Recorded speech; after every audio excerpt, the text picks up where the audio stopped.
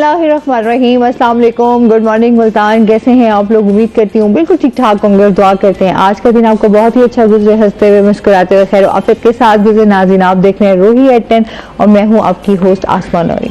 एक नई सुबह में आपको खुश आमदीद कहते हैं। जनाब, कैसा जा रहा है आपका दिन? यकीनन अच्छा जा रहा होगा। और इसके साथ साथ आपको पता है कि 2023 है, तो जनाब इसमें भी जो है अब एक नई प्लानिंग, नई पॉलिसीज, नए तरीके जो है वो सारी चीज़ें जो है लोग करने जा रहे हैं ताकि एक अच्छे तरीके से जो है 2023 को वेलकम भी किया जाए। और इसके साथ साथ मैं एक बात कहती होती हूँ हमेशा कि आप अपने चेहरे पर मुस्कुराहट रखा करें। जिंदगी के चैलेंजेस को जो है वो अच्छे से जो है हमें उसका सामना करना चाहिए। इसी के साथ अपने प्रोग्राम का सिलसिला आगे बढ़ाते हैं। जनाब, आज हमारे साथ गेस्ट मौजूद हैं, वो है जी हमारे रूही के रिपोर्टर शकील सुल्तान। अस्सलाम वालेकुम, कैसे हैं आप शकील? ठीक ठाक हैं? मैं ठीक हूँ। वेलकम करते अपने शो में आपको। एकदम से ये कॉन्शियस क्यों हो गए हो तुम? 2023 नहीं, बस नए साल में नए साल में नए साल की नई सोच और नया इकदाम और नए है चीजें इस तरीके से, तो रवैयों में भी मेरे ख्याल में है ना चेंज लाने की जरूरत है। चेंज लाने की जरूरत है, लेकिन वो बदकिस्मती से नहीं आती। हाँ, वो कहते हैं साल बदला मकीम बदले, मकाम बदले, ना तू बदला ना मैं बदला, तो फिर क्या बदला। वाह, क्या बात है। 2023 में से लगता है जैसे हमने ना सिर्फ 3 का इजाफा हुआ है। हाँ, बाकी सब चीजें तो वैसे हिंसा चेंज हुआ है। जिस तरह वो ना एक मैच चल रहा होता है और वो हिंसा चेंज कर देते हैं, बाकी सारी चीजें वही रहती हैं। तो हमारा भी हिंसा चेंज होता हुआ नजर आया है, उसके अलावा और कुछ नजर नहीं आया। अच्छा जी, और इसके साथ साथ आज हम जानेंगे इनसे भी जानते हैं वैसे 2022 आपका कैसा रहा? 2022 बहुत अच्छा भी रहा और इंसान के साथ जिंदगी में कुछ बुरी चीज़ें भी हो जाती हैं, अच्छी चीज़ें भी हो जाती हैं, लेकिन अच्छी चीज़ों को काउंट किया जाए तो ब्लेसिंग देखा जाए। जिस चैनल पर आज बैठकर बात कर रहे हैं, इस चैनल के साथ हम ज्वाइनिंग की। उसके अलावा 2022 में हमारी ग्रेजुएशन कंप्लीट हुई। आपको पता है ग्रेजुएट होना किसी अच्छी यूनिवर्सिटी से हर स्टूडेंट का ख्वाब होता है, हर पेरेंट्स हर वालिदैन का ख्वाब होता है कि हमारा बच्चा ग्रेजुएट हो। 2022 में हमारी ग्रेजुएशन कंप्लीट हुई, रूही चैनल ज्वाइन किया, कई और दूसरे चैनल्स में भी हमने काम किया। 2022 इस हवाले से बहुत अच्छा रहा। बाकी जो कुछ छोटी छोटी बुरी चीजें हैं उनको हम साइड पे कर देते हैं, अच्छी चीजों को काउंट करते हैं ताकि अच्छा फील हो।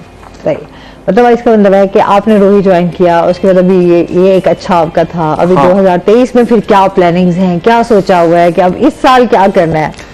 अच्छा, इस साल ऐसा है कि हर साल मैं अपनी डायरी में चीजें नोट करता हूँ कि अब इस साल ये चीजें करनी है, लेकिन 2023 की अब मैंने ख्याली चीजें सोची हैं कि ये ऐसा करना है, लेकिन अभी कोई ऐसी प्रॉपर जो नोट डाउन करते हैं कि ये चीज़ें करनी है वो अभी नहीं किया। अलबत्ता ये सोचा है कि इसी चैनल में रहते हुए अपनी जर्नलिज्म की जो स्किल्स हैं उनको इम्प्रूव किया जाए, क्योंकि 6-7 माह तो हो गए हैं हमें रिपोर्टिंग करते हुए। तो आगे भी अपने आप को, क्योंकि फील्ड ज्वाइन कर लिए, हमारी स्टूडेंट लाइफ तो ख़त्म हो गई।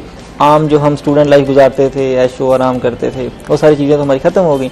अब करियर है तो हम ही हैं, तो बस सारी जो हमारी प्लानिंग है वो हमारे करियर के गिर्द ही घूमती है।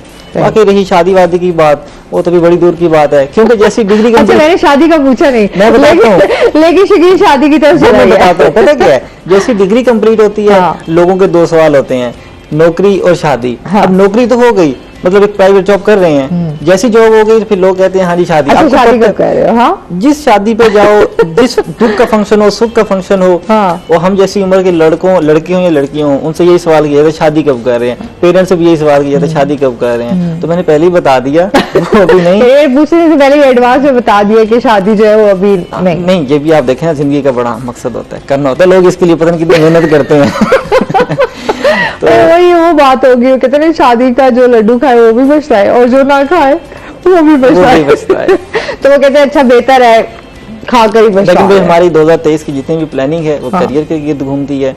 करियर में ही हमने गोल सेट किए हैं, किस तरह हमें बेहतर करना है, कौन कौन सी एरियाज में हमें आपको बेहतर करना है, कहाँ हम वीक थे और कहाँ हमारे काम करने की ज़रूरत है। तो इंशाल्लाह 2023 में अपने आप को मज़ीद बेहतर करेंगे इंशाल्लाह जी। इंशाल्लाह हमेशा इंसान को कहते हैं अच्छी सोच रखनी चाहिए, पॉजिटिव। तो जब आपका अच्छी सोच होगी, आपका ईमान मजबूत होगा, तो आप अपनी सारी चीजें बेहतर तरीके से कर सकते हैं। एनवायरनमेंट भी पॉजिटिव रहेगा। अमाल का दारोमदार जो है वो नियतों पर है।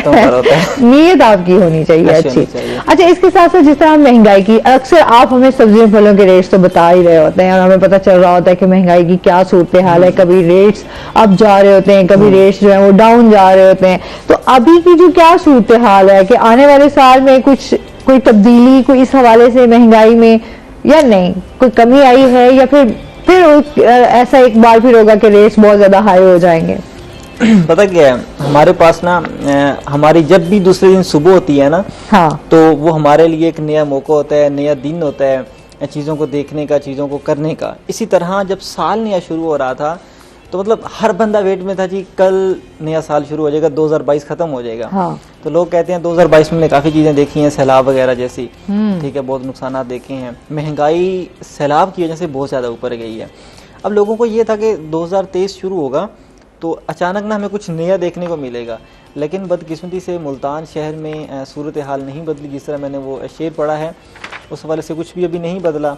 नए साल के आगाज़ पर भी मैं चूँकि सब्ज़ियाँ और फल ही यहाँ पे बता रहा होता हूँ, तो वो भी कुछ ज़्यादा उनमें कीमतें बदलने को देखने को नहीं मिली। इवन के फल तो आज जो रेट हम करके आए हैं, देख के आए हैं, फल तो मज़ीद महंगे होते हमने दिखाई दिए हैं। अच्छा। हाँ, सब्जियां भी वहीं बरकरार हैं, सब्जियों की कीमतों में भी कमी बिल्कुल नहीं आई। इसके अलावा इन्फ्लेशन रिपोर्ट भी इन दिनों मतलब हर इदारे ने साल के अख्ताम पर अपनी अपनी रिपोर्ट्स दी हैं कि इन दिनों क्या क्या कारकर्दगी रही है। तो उस हवाले से अगर हम महंगाई को देखें तो बहुत ज़्यादा महंगाई हुई है पिछले एक साल के दौरान। आप बाइक्स की कीमतों को ले लें, वो 50 से 60% तक का इजाफा हुआ है। इसके साथ बुनियादी अशिया फरोश की कीमतें ले लें, उनमें भी 2 गुना 3 गुना एक साल में इजाफा हुआ है। इस तरह बाकी हर चीज़ की कीमत में मतलब डबल ट्रिपल इजाफा हुआ है। अगर पिछले एक साल में इजाफा होता आया है, हुकूमत ने नहीं कंट्रोल किया, तो बात तो वही आ जाती है कि आगे ये क्या करेंगे। 2023 में, और मज़े की बात, अभी तक किसी हुक्मरान ने, किसी सियासतदान ने, किसी रहनुमा ने ये नहीं कहा नया साल है हम ये चीज़ कम करेंगे। कोई इक़दामात का ऐलान नहीं किया, कोई रिलीफ का ऐलान नहीं किया, यानी कि चुप रह के यही पैगाम दिया है कि भाई जो हालात पहले थे वही रहेंगे। हाँ, कोई मतलब कोई चेंज नहीं है, कोई उम्मीद पर नजर नहीं आती। वाकई इंसान जब जाहिर सी बात है, क्योंकि पहले हम लोगों ने खैर अपने तरीके से सेलिब्रेट तो किया उसको, नए साल को। हाँ। जाहिर सी बात है कुछ लोग जो हैं वो इसको उन्होंने कहा जी हमारे लिए कुछ ऐसा खास तो था नहीं कि क्या इसको सेलिब्रेट करें। अच्छा, जिस तरह बात है कि हमने 2022 में वाकई एक मुश्किल टाइम से हम अभी भी गुजर रहे हैं। 2022 की मुश्किल रात सैलाब की वजह से तो हम बहुत अभी तक फेस कर रहे हैं चीज़ें। और फिर उसके बाद जो हमारे हुकूमत के हवाले से अगर हम सियासी सूरत हाल देखें तो उस समय तो कोई इस तरह का हम नज़र ही नहीं आता, और लीडरान की आपस में ही कोई अंडरस्टैंडिंग ही नहीं। लीडर है तो वो हर किसी को अपने इक़्तिदार की पड़ी हुई है, कोई किसी पर केस लगाने में मसरूफ़ है, कोई केस अपना छुड़ाने में मसरूफ़ है। हाँ। कोई किसी पर अपना केस साबित करने में मसरूफ़ है। सही बात है। यहाँ पे किसी ने मुल्क के हवाले से कोई बात नहीं ना सोचा, बस वो नारे ही हैं जो नारे चल रहे हैं। एक इंसाफ का नारा, एक इनकलाब का नारा, पहले रोटी मकान का नारा, वोट की इज्जत का नारा। इन नारों के सहारे हम जिंदा हैं, उसके अलावा कोई एक जो प्रैक्टिकल कदम होता है हाँ, वो कोई भी नजर नहीं आता। सही। अच्छा, और इसके साथ साथ थोड़ा हम ये भी बात कर लेते हैं कि सिविल लाइंस कॉलेज जो है एक दफ़ा फिर तनकीद की जद में है। CTI की पोस्ट पर मनपसंद जो है तकर्री की गई है। हाँ, और शोबा मैस कम्युनिकेशन भी बंद करने का मामला है, इसके हवाले से हमें बताइएगा। ये ऐसा हुआ है कि सिविल लाइंस कॉलेज मुल्तान का मशहूर कॉलेज है, और न सिर्फ मुल्तान का बल्कि इर्द गिर्द के इलाके के स्टूडेंट्स भी यहाँ पे पढ़ने आते हैं। एक बड़ा कॉलेज है, बड़े नाम निकले हैं यहाँ से। हुआ यूँ कि हर साल ना इस कॉलेज में शोबा मास कम्युनिकेशन में जॉब्स आती हैं CTI की। ठीक है। इस दफ़ा वो जॉब आई है, एक पोस्ट एक वैकेंट थी, उन्होंने इसकी तशहीर नहीं की। अब ये मामला ना अभी चल रहा है। ठीक है। इसको डायरेक्टर जो कॉलेजेस हैं मुल्तान डिवीज़न के, उन्होंने नोटिस ले लिया, हमारी उनसे भी बात हुई है। जिस तरह हमारे पास, क्योंकि हम ये सारी चीज़ें देख रहे होते हैं, तो लोग हमारे पास आते हैं कि हमारे साथ ये मसला हुआ है, इसको आप काइंडली उजागर करें। तो जितने भी एप्लीकेंट्स हमें मिले हैं उसमें फीमेल स्टूडेंट्स भी हैं, मेल भी हैं। उनका कहना है कि कुछ दिन पहले यहाँ पे जॉब आती है, हमें पता चला कि यहाँ पे मतलब एक सीट खाली है CTI की, तो हम उसमें अप्लाई करने के लिए अपने डॉक्यूमेंट्स वगैरह लेके कॉलेज पहुँचते हैं, और कॉलेज में नोटिस बोर्ड पर कहीं भी इस जॉब का इश्तिहार नहीं था। लेकिन असूलन गवर्नमेंट की जब ये जॉब्स आती हैं तो उसका इश्तिहार दिया जाता है। अब पहली चीज़ तो यह है कि इन्होंने इश्तिहार नहीं दिया। दूसरी चीज़ ये कि जब उन्होंने क्लरिकल स्टाफ से पूछा, इर्द गिर्द के लोगों से, वहाँ से प्रिंसिपल सबसे पूछा कि जॉब आई है, उस हवाले से क्या प्रोसेस है, तो उन्होंने कहा कि कोई जॉब नहीं आई, हालांकि जॉब एक सीट खाली थी उसकी, मतलब कहा हुआ था कि इस पर हायर करें एक बंदा। सही। 2, तीसरी जी कुछ दिनों बाद 3-4 दिन पहले वहाँ नोटिस बोर्ड पे एक नोटिस लगता है कि फ़लाँ खातून जो हैं वो इस जॉब पर मुकर्रर कर दी गई हैं, यानी कि हायरिंग हो गई है। लोगों को पता चलता है, जो एप्लीकेंट्स है वो तो नज़र रख रहे होते हैं, उनको पता चलता है कि हम आए हैं, हमें अप्लाई भी नहीं करने दिया गया, हमें ना नोटिस बोर्ड दिखाया गया, वो कोई तशहीर नहीं की गई, और बगैर किसी को बताए एक वहाँ पे इन्होंने अपनी मनपसंद तकर्री कर दी। उस पर बहुत ज़्यादा ना, मतलब आप देखें ना, आप एक जॉब आती है, इतनी बेरोज़गारी है, एक सीट के लिए हज़ारों लोग कोशिश कर रहे होते हैं। वो आपने अभी देखा होगा जो एक वीडियो भी वायरल इस्लामाबाद पिक्चर भी, हाँ इस्लामाबाद में देखिए कितने लोग हैं, और मेरे हमें 1600 सीट्स हैं। 1618 है शायद ना, हाँ इतनी है इसमें। हाँ। और उसमें मैंने लोग, हाँ 1600 ही है ना उसमें, बिल्कुल ऐसे लग रहा था स्पोर्ट्स ग्राउंड भरा हुआ है। हाँ कैसे, और सारे हम जैसे नौजवान, आप अंदाजा करें कि इस्लामाबाद जैसे शहर में भी कितना नौजवान, और बेरोजगारी है ना, लोग बहुत परेशान हैं। अच्छा, कोई 10,000 की भी जॉब मिल रही है, कोई 15,000 की भी जॉब मिल रही है ना, लोग इसके लिए भी तैयार है, चाहे तो वो बेहतर है ना कि वो फ्री बैठे हैं या कुछ करें, इससे तो बेहतर है। तो इसी तरह यहाँ पे हुआ, अब सारों का दिल टूटा कि भाई हमें बताया भी नहीं गया, हम इतना एक्सपीरियंस है हमारा, हमें मौका भी नहीं दिया गया और मनपसंद तकर्री कर दी। अब उसके खिलाफ ना लोग खड़े हो गए। सही। उन्होंने ना, मतलब सब मिलना शुरू हो गए कि भाई हमें बताया भी नहीं गया और इन्होंने जॉब किसी बंदे को दे दी है। एक ये, अब दूसरा, अब इस मामले की तहकीक चल रही है कि शोभा मास कम्युनिकेशन जो है सिविल लाइंस कॉलेज में बंद कर दिया गया। अब ये जो मास कम्युनिकेशन है ना, इसे मीडिया की डिग्री लोग लेते हैं, ये पहले कम था इसका रुझान, लेकिन अब जो है लोग इसकी तालीम हासिल करते हैं मीडिया की। तो सिविल लाइंस कॉलेज जो है इसकी एफिलिएशन है BCED यूनिवर्सिटी के साथ। सही। वहाँ से इनको मैस कम्युनिकेशन की जॉब मिलती है, और यहाँ पे तकरीबन 50-60 student at a time study कर रहा होता है मैस कम्युनिकेशन को, और यहाँ से काफ़ी सहाफ़ी लोग पढ़कर मुल्तान की ही मीडिया इंडस्ट्री में काम कर रहे हैं। अब ये पिछले दिनों खबर आती है जी वहाँ का शोबा मैस कम्युनिकेशन बंद कर दिया गया है। कई वजूहात उन्होंने जिसकी वजह से उन्हें बंद किया गया है। उसके बाद अब मुल्तान की जो सहाफ़ी बिरादरी है उसने भी रद्द-ए-अमल दिया है कि ये वाहिद कॉलेज था जहाँ पे कम फीसों पर स्टूडेंट्स पढ़ रहे थे। अब खुद देखें, अगर किसी प्राइवेट यूनिवर्सिटी में कोई भी डिग्री लेने जाते हैं तो उनकी एक सेमेस्टर की फीस लाख से कम नहीं होती। स्टूडेंट्स के लिए मुश्किल होता है ऐसे। अब ये तो एजुकेशन हमारा, हम कहते हैं ना, पाकिस्तान का अलमिया हमारा ये है कि हमारा इलाज महंगा है, जो हमारी बेसिक नीड्स हैं। हाँ। हमारी एजुकेशन महंगी है, हम लोगों की जो ज़रूरत की चीज़ें हैं, हमारी ग्रॉसरी है, उसमें मतलब हमारी जो 3 बेसिक चीज़ें हैं वही हमारे उसमें नहीं है, और हम उसका टैक्स भी पे कर रहे हैं। हाँ, बहुत टैक्स भी पे कर रहे हैं, और डबल कर रहे हैं, हर चीज़ पे करते हैं। चाहे आप ग्रॉसरी लेने जा रहे हैं, चाहे आप कपड़े शॉपिंग कर रहे हैं, कुछ भी, उस हवाले से देखा जाए तो आपको एक्स्ट्रा हम टैक्स भी पे कर रहे हैं। लेकिन हमें उसके हवाले से अगर हम देखें, सहूलियात हमें कुछ भी नहीं, रोड हमारे खराब, बिजली के हालात देख लें, मतलब चीज़ें इतनी सारी जो हैं वो हमारी डिस्टर्ब हैं कि हम पता नहीं हमारा ये सिस्टम कब ठीक होगा। इसमें मजीद भी हम बात करेंगे। नाज़रीन, चलते हैं अपने सेगमेंट की तरफ, टुडेज वेदर।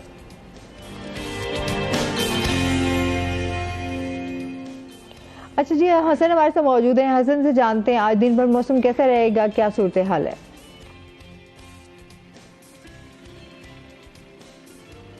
जी आसमां, शहर ओलिया मुल्तान के अगर आज के मौसम की बात की जाए तो आज मुल्तान का मौसम सूरज की शॉं की लपेट में दिखाई दे रहा है।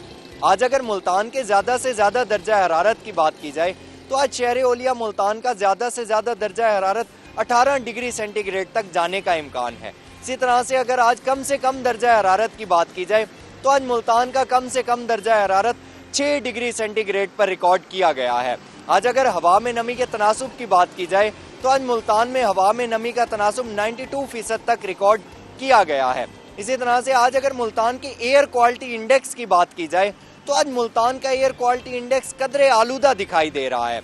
आज मुल्तान का एयर क्वालिटी इंडेक्स 157 पॉइंट्स पर रिकॉर्ड किया गया है। इसी तरह से अगर देखा जाए कि पाकिस्तान के फिजाई आलूदा तरीन शहरों की लिस्ट में मुल्तान की स्टैंडिंग क्या है तो आज मुल्तान 7वें नंबर पर स्टैंड कर रहा है।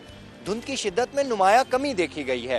इसी तरह से अगर बात की जाए मोटरवेज और फ्लाइट ऑपरेशन की तो मोटरवेज पर ट्रैफिक मामूल के मुताबिक रवां दवा है। इसी तरह से अगर बात की जाए फ्लाइट ऑपरेशन की तो फ्लाइट ऑपरेशन भी मामूल के मुताबिक जारी है।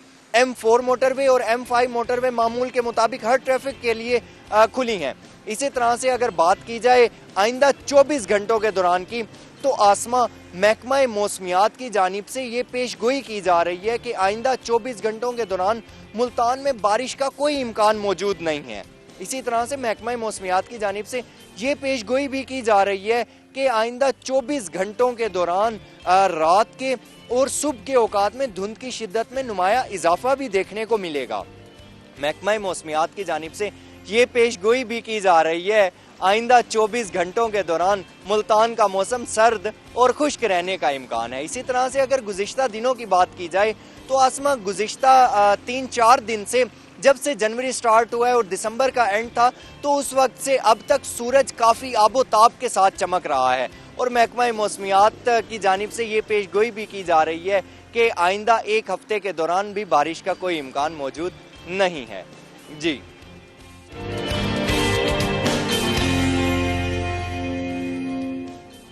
बहुत शुक्रिया हसन मलिक आपका।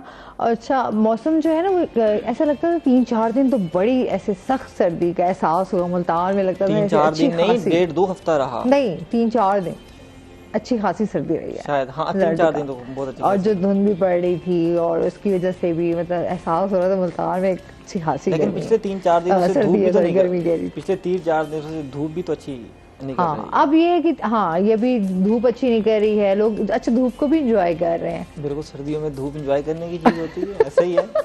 और फिर आप धूप में बैठ के और आप किनू खा रहे हो, माल्टे हाँ। और फ्रूट्स इस तरह के जो आपको बड़े अच्छे लगते हैं, वैसे धूप में खाने का ज्यादा मजा आता है। नहीं, कुछ भी है, सर्दियों में धूप पर बैठ के ही करने का मजा आता है। हमें खाना खाना है, दोस्तों के साथ गपशप करनी है, मैच खेलना है, कुछ भी करना है, तो धूप में ही मजा आता है। उसके अलावा नहीं, सर्दियों में हर कोई। अच्छा, बारिश भी जो इस दफा आई वो बड़ी अचानक आई है ना, और आई थोड़ी हल्की बूंदाबांदी, लेकिन अच्छी मजेदार हो गई, उसकी वजह से भी काफी बहुत ज्यादा भी नहीं आई कि मुल्तान तालाब बन जाए, जिस तरह मुल्तान रिवायती तौर पर तालाब बन जाता है, और बहुत कम भी नहीं आई कि मतलब हम कहें यार बारिश तो ना आई, मतलब हाँ ना आने के बराबर। हाँ, लेकिन अच्छी बारिश थी। हाँ, अच्छा मौसम हो गया था, लोगों ने बड़ा एंजॉय किया। जो मौसमी फल थे ना, मौसमी फल और मौसमी सब्जियां, जब भी हम जाते थे ना, वो एक तो महंगे और दूसरा ना अभी प्रॉपर एक रस भरे नहीं आ रहे थे। तो यही कहते थे कि भैया ना अभी बारिश आएगी, इन पर फिर जाके रस पड़ेगा।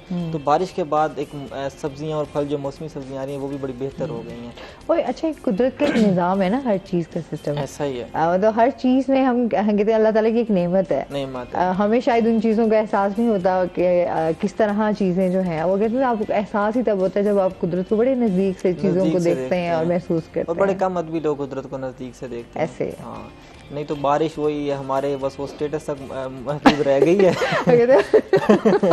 आप स्टोरी लग गई, हाँ, काम पूरा हो गया, बारिश आ गई, और चीजें हम बस महदूद करते जा रहे हैं ना, बस अपना एक शो ऑफ करने की हद है। अच्छा, इसके साथ साथ थोड़ा सा ये भी जानेंगे, अच्छा जिस तरह हम बात कर रहे थे ना कि हमारे यहाँ पर रोड की सूरत हाल है, सीवरेज का पानी हमारा यहाँ पे बहुत ज़्यादा ख़राब हो गया। अब तो पानी की सूरत हाल भी जो है ना वो इतनी अच्छी नज़र नहीं आती, जिसकी वजह से बहुत ज़्यादा हेपेटाइटिस जो है वो बहुत तेज़ी से फैल रहा है, इस तरह की बीमारियाँ जो है। पिछले ना 4-5 माह पहले जब गर्मियों की बारिशें हो रही थी, बहुत ज्यादा बारिशें हो रही थी, उन दिनों मुल्तान का सीवरेज सिस्टम बिल्कुल बैठ गया था। हाँ। फिर इन्होंने कुछ बेहतरी की, दरमियान में पिछले 3-4 माह बड़े पुरसुकून गुजरे, सीवरेज के मसाइल बहुत कम हुए, लेकिन अब ना दोबारा फिर मुल्तान में सीवरेज के मसाइल बढ़ना शुरू हो गए हैं।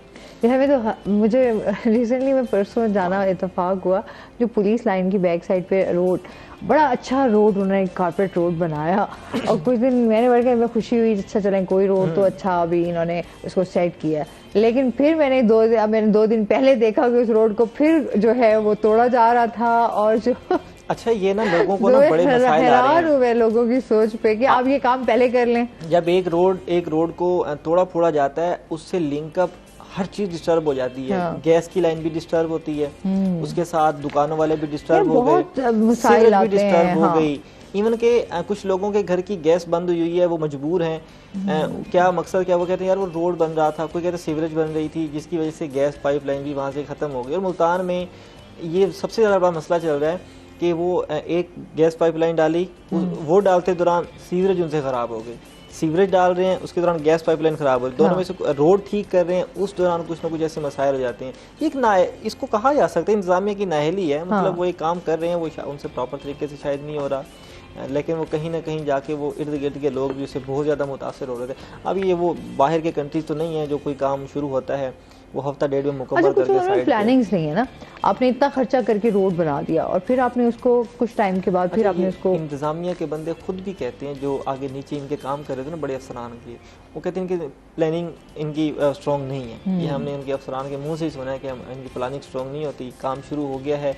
और मज़े की बात है मुल्तान में प्रोजेक्ट्स 2-2, 3-3 साल से चल रहे हैं। हाँ, वो अभी तक कंप्लीट मुकम्मल नहीं। अब अच्छा मज़े की बात है ये मुजफ्फरगढ़ का जो फ्लाईओवर बन रहा है ये शेर शाह रोड वाले, वो बड़ी जल्दी अलबत्ता बन रहा है। मैं हैरान था उस दिनों पिछले दिनों चक्कर लगाना हुआ वहाँ पे, वो बड़ी जल्दी बन रहा है। मैंने कहा यार जिस तरह यहाँ ये काम अच्छा, वो प्रोजेक्ट भी बहुत अरसे से चल रहा था, ये तो अब इन्होंने कहीं उसको दोबारा जाकर ना उसके ऊपर स्टार्ट किया है, क्योंकि तो ये वाला भी प्रोजेक्ट जो बहुत पुराना इस पे था कि इस पे सिग्नेचर भी हो गए थे कि इसको स्टार्ट किया जाए, बट वो किसी वजह से रुक गया, अभी फिर स्टार्ट किया गया क्योंकि आने जाने वाली वहाँ से ट्रैफिक जो है वो बड़ी डिस्टर्ब हो रही है, जिसकी वजह से शायद इसके ऊपर वो या तो ट्रैफिक को बाहर से घूम के जाना पड़ता है या फिर अंदर गलियों से होके आना पड़ता है, और वो भी सेवरेज ज्यादा सारी गलियों से, मेन रोड जो है वो बंद हुआ पड़ा है। लेकिन जल्द फ्लाईओवर जिस तरह काम चल रहा है वो तेज रफ्तारी से चल रहा है, जल्द फ्लाईओवर मुकम्मल होगा तो फ्लाईओवर लेकिन तेज रफ्तारी से बनाए, लेकिन अच्छा बनाइए, ना हो कि फिर कोई इस तरह के ऐसा हुआ तो नहीं। अल्लाह खैर करे जी। इस पर मजीद हम बात करेंगे नाज़रीन, अभी हमने जाना ब्रेक में, हमारे साथ रहिएगा।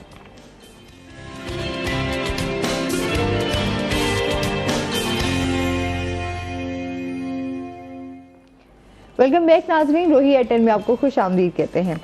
अच्छा जी, और इसके साथ साथ नादरा की सालाना कारकर्दगी पे भी बात करेंगे कि अवाम को इस टाइम क्या सहूलियात जो है वो मिल रही हैं और क्या नहीं मिली। नादरा ऐसा इदारा है पाकिस्तान का जो उसकी अहमियत भी बहुत ज़्यादा है क्योंकि ये हमें शनाख्त देता है।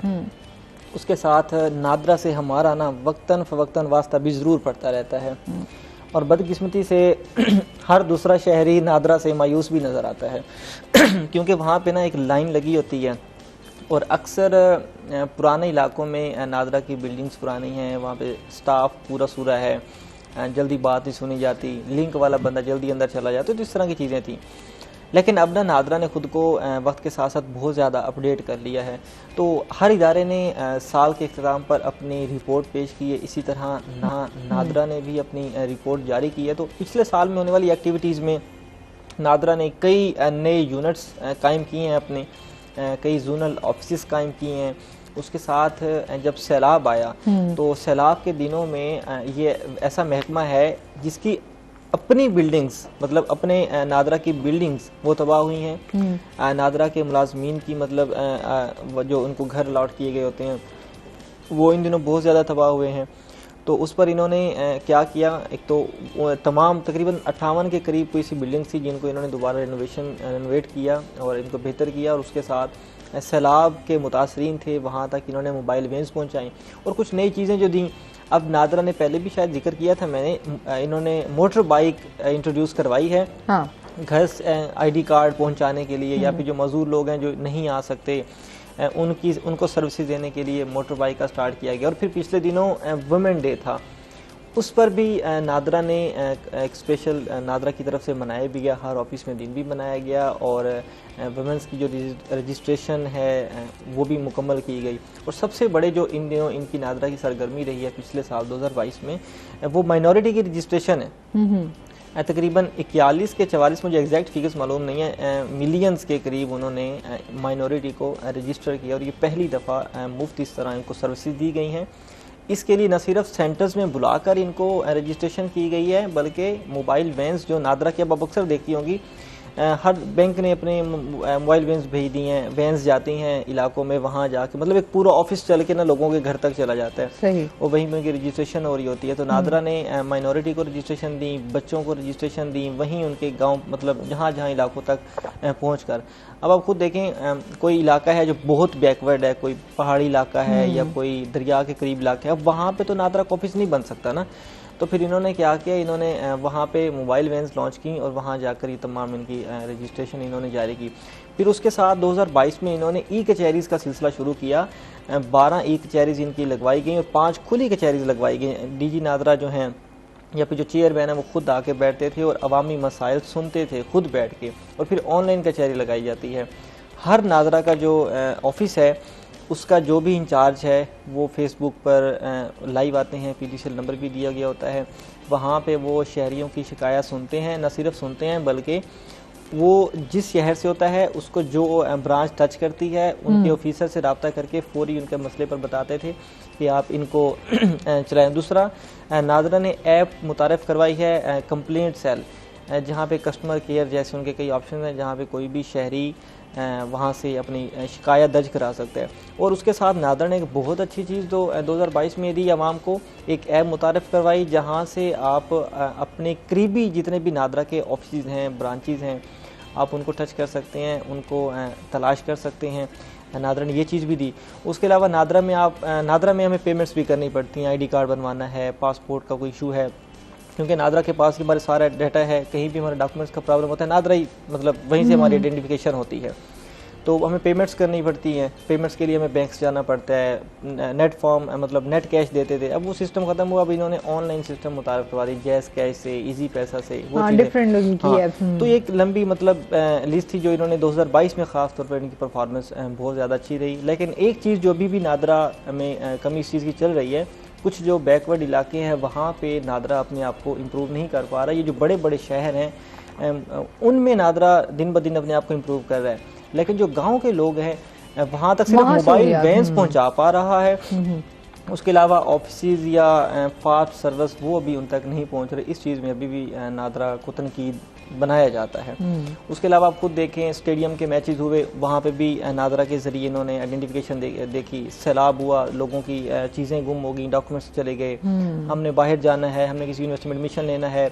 उसके अलावा अफ़गानिस्तान के कुछ इशूज़ हुए थे, अफ़गानिस्तान से कुछ लोग पाकिस्तान की आइडेंटिटी आके ले लेते थे। उसके अलावा ये जो फलाही फाउंडेशंस हैं जिसमें चिपा है, दूसरी हैं, इनका ये इशू होता है कि इनके पास डेड बॉडीज़ आती हैं, उनकी शनाख्त करनी होती है, उस हवाले से भी नादरा इनके काम आता है। सही। तो ये एक नादरा की आइडेंटिफिकेशन जो है वो हमारे तकरीबन हर शोबे में अब नादरा लिंकअप हो गया है, वो उनकी आइडेंटिफिकेशन के हवाले से बहुत ज़्यादा हेल्प कर रहा है।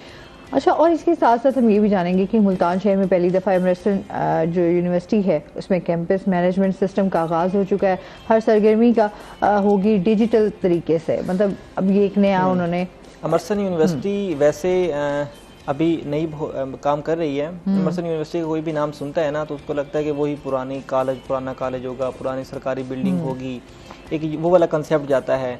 एक प्रोफेसर एक रजिस्टर लेके आ रहा होगा, उस पर हाजिरी लगा रहा होगा, बच्चे वो लोहे की कुर्सियों पर बैठे होंगे, मतलब इस तरह की एक ना इमेज आती है एमरसन यूनिवर्सिटी की। लेकिन अभी तो बहुत चेंज हो गया, अब बहुत ज़्यादा तब्दील हो गया। मैं कल भी वाइस चांसलर साहब से मिलने गया, तो मैं जैसे मिलने गया उनसे मिला तो कहते हैं आप अभी गेट से मेरे ऑफिस तक आए हैं, आपको चेंजिंग क्या लगी है? मैंने कहा सर मुझे तो बहुत चेंजिंग लगी है। कहते मुझे बताओ कौन सी चेंजिंग लगी है? हाँ। एक तो मैंने कहा सर आपका जो ग्राउंड है उसमें आपने जो बेंचेस लगवाए हैं एक वो चेंजिंग लगी है। और कहते हैं, और मैंने कहा सर पहले हम जब आते थे बड़ी वीरान सी लगती थी, सड़क पर बजरी पड़ी होती थी, पत्थर पड़े होते थे, अब वो नज़र नहीं आ रहे, सफाई है। आपका जो गार्डन है छोटा सा वो बड़ा प्यारा बना दिया गया है। तो उसमें उन्होंने मुझे मज़ीद चीज़ें भी बताई। उसमें जो मुझे दिलचस्प चीज़ लगी, जो जदीद चीज़ लगी, वो थी कैंपस मैनेजमेंट सिस्टम। ये बड़ी यूनिवर्सिटीज़ के पास है, मेरा नहीं ख्याल मुल्तान में कैंपस मैनेजमेंट सिस्टम किसी इदारे के पास होगा। पंजाब कॉलेज की एक ऐप है जिससे वो स्टूडेंट्स को पढ़ा रहे हैं, लेकिन उसमें सारा सिस्टम मैनेज नहीं कर रहे। कैंपस मैनेजमेंट सिस्टम ये होता है, स्टूडेंट ने एडमिशन लेना है, वो ऑनलाइन वहीं पे अप्लाई करेगा, ठीक है, वहीं पे ही उसकी फ़ीस पे होगी, वहीं से ही उसको मेरिट लिस्ट पता लगेगी, ये स्टूडेंट्स का एडमिशन हो गया। स्टूडेंट्स वहीं से ही देख सकेगा कि कल उसकी क्लासेस कौन कौन सी हैं, सही, कौन से क्लासरूम में क्लास हैं और किस टाइम उसने जाना है। हर स्टूडेंट की ID होगी, ठीक है, और वहीं पे उसकी अटेंडेंस लगेगी, और फिर जो उसका टेस्ट होगा वो वहीं से उसका टेस्ट मिलेगा, और जो प्रोफेसर है वो टेस्ट के मार्क्स भी वहीं लगाएगा। और यानी कि वो शुरू से लेकर एंड तक वो जितना कुछ भी एक्टिविटी करेगा वो सारी ऑनलाइन करेगा, और ऑनलाइन वो ऑटोमेटिकली उसकी कैलकुलेट होती रहेगी। जैसे ही साल का सेमेस्टर का इख्तिताम होगा वो सॉफ्टवेयर ऑटोमेटिकली उसकी अटेंडेंस भी दे देगा और उसका नंबर भी दे देगा। सही। अब यहाँ पे ना फ़ायदा और नुकसान क्या होगा, वो ये होगा कि वो जो प्रोफेसर्स फेवर दे देते थे, या फिर वो स्टूडेंट्स जो यूनिवर्सिटी में, आपको पता है एक चीज़ मशहूर है कि अटेंडेंस पूरी करनी होती है, बस आए ना आए कोई फ़र्क नहीं पड़ता। तो जो तो स्टूडेंट्स फिजिकल बैठ के क्लास वहाँ लगेगी। अगर वो नहीं ले रहा तो अटेंडेंस उसकी मुकम्मल नहीं होगी। 75% अटेंडेंस एक मार्जिन होता है, 75% की जिससे कम अटेंडेंस होगी वो पेपर नहीं दे सकता यूनिवर्सिटी में, ये एक लॉ है। लेकिन नहीं माना जाता, ठीक है। ये तो फिर वही बात आ गई ना स्टूडेंट। अच्छा, फिर वो जिस तरह हम अपनी एजुकेशन सिस्टम की हमेशा हम बात करते हैं कि उसको बेहतर करने की ज़रूरत है, उसमें चेंज लाने की ज़रूरत है, हमारे बिहेवियर्स को, जिस तरह हम पहले ये भी बात कर रहे थे कि बिहेवियर्स को भी चेंज करने की ज़रूरत है। वाकई ना हम लोग बहुत सारी चीज़ों में हम कहते हैं कि अच्छा ठीक है हो जाएगा, वक्त आने पे ना चल देख लेंगे, लेकिन चल अब जाएगा। अमृतसर में तो वो वक्त आ गया। हाँ देखिए ना, वो ये एक ऑनलाइन चीज है। एक स्टूडेंट्स ने तब उसकी आईडी तभी ओपन होगी जब वो क्लास में बैठ के ओपन करेगा, ठीक है। और एक टीचर ने जो लेक्चर देना है उसकी लेक्चर की अटेंडेंस तभी होगी जब वो क्लास में आके अपना पोर्टल ऑन करेगा। तो जब तक उसको मैंने कि टीचर पर भी ये फाइनल हो जाना है कि आपने क्लास में जाके लेक्चर देना है, स्टूडेंट पर भी फाइनल हो जाना है कि मैंने जाके लेना है, नहीं तो ऑटोमेटिकली एंड में सॉफ्टवेयर जो है वो उसकी अटेंडेंस पूरी नहीं देगा। ना टीचर के हाथ में कुछ रहा, ना स्टूडेंट के हाथ में कुछ रहा। तो ये अब वो बहाना नहीं चलेगा। हाँ, पूरा सिस्टम जो है ना वो डिजिटल हो जाएगा। और ये अमरसन यूनिवर्सिटी के जो नई वाइस चांसलर हैं वो लेके आए हैं, ये सॉफ्टवेयर उन्होंने ही दिया है और वो इस तरह पूरा कैंपस मैनेजमेंट सिस्टम। अच्छा, वो बड़े एनर्जेटिक हैं, बड़ी उनके अंदर पोटेंशियल है। वो मतलब जब हमारे शो में भी आए थे कल उनसे ये बात भी हो रही थी। अच्छा, इस हवाले से तो बड़ा मतलब उनका एक था कि मैंने बहुत सारी चीज़ों को चेंज करना है, जो लोगों को लेके लोगों के ख्यालात हैं, चीज़ें हैं, टीचर्स को स्पेशली मैंने इसके ऊपर बड़ा काम करना है। चलिए अच्छी बात है, कुछ अच्छा वो कर गए हैं। टीचर्स की कमी थी अमरसन में, उन्होंने वो स्टैचूज मंजूर करवा लिए हैं। ठीक, अब वो नई फैकल्टी रख रहे हैं। ठीक है, इस पर मजीद हम बात करते हैं। नाज़रीन, अभी हमने जाना है ब्रेक पे, हमारे साथ रहिएगा।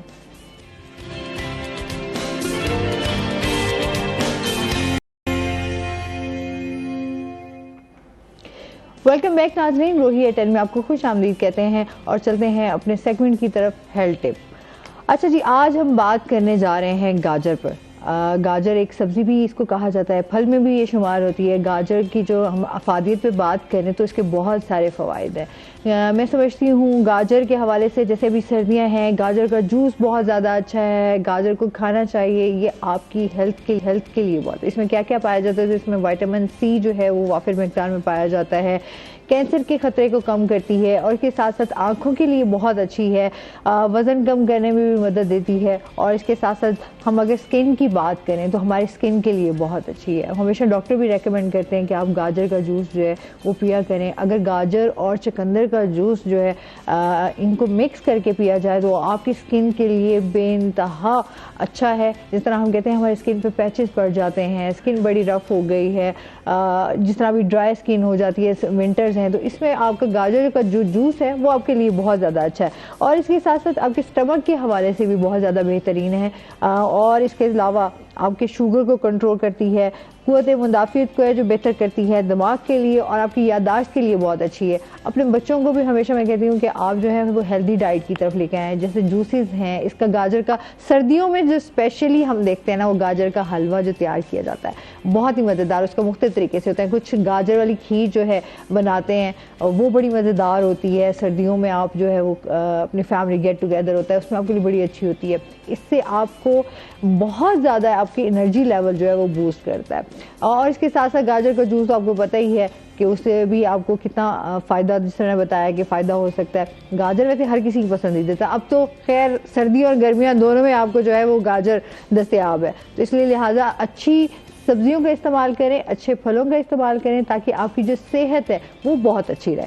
शकील से भी जानते हैं, वैसे शकील आपको गाजर पसंद है? बहुत पसंद है, हम तो इन पर एनालाइज करने जाते हैं, हम लाजमी ये गाजर को लाजमी टेस्ट कर लेते हैं। अच्छा, गाजर ऐसी गाजर होगी, मूली होगी, आप मतलब कच्ची सब्जी इसको खा सकते हैं ना, वो आपके लिए अच्छी होती है। और फिर जूस का इस्तेमाल तो आप करते ही करते हैं। जो लोग गांव से हैं वो तो प्रॉपर ये गाजर, मूली, शलजम ये प्रॉपर तरीके से उनकी सैलेड में होता है यार। हम लोग ये चीजें नहीं, हम तो ये कहते हैं हम सब्जी पकाकर खाएंगे, लेकिन वो कच्ची सब्जी जो है उनका इस्तेमाल ज्यादा कर रहे हैं। मैं खुद गाँव से हूँ, जब भी घर जाते हैं, गाँव जाते हैं तो संडे को ना ये सब्जी सारी होती है तो प्रॉपर अपने घर तरीके की से सब्जी, हाँ अपने घर वाह, की वाह, सब्जी वाह, है। क्या बात है। ये तमाम जो मौसमी सब्जियां हैं ना अपने हाँ। घर की हैं, तो हम फिर काट के उसको जिस तरह एक मिर्च मसाला लगा के बंदा खुद खा रहा हो तो उसका एक बहुत ज्यादा अपना अच्छा मजा फिर आता वही है। ना, हमारी सर्दियों की सौगात है, हमारे गाजर का हलवा और बड़ी खाया सस्ती जाता सौगात है ना, और बहुत बड़ा मजेदार होता है। हाँ। डिफरेंट तरीके से आप सब्जियों को जो है, अब जैसे मिक्स सब्जी है तो आप मिक्स सब्जी में गाजर, आलू, मटर, बंद गोभी और आलू इसके मटर तो वैसे ही हर सब्जी के साथ उनका रिलेशन कायम है बड़े क्या मैं कहती हूँ, आलू वाहिद एक ऐसी सब्जी है जो हर किसी के साथ जो है ना वो इसके अंदर